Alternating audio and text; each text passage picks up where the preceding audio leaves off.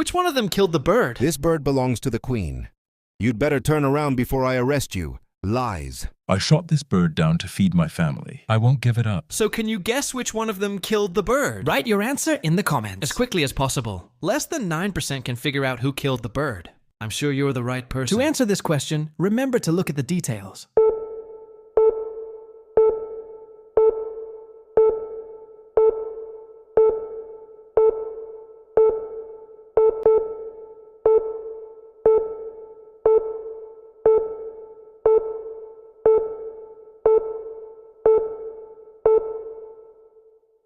Before I revealed it, Press like and subscribe to the channel to become happy.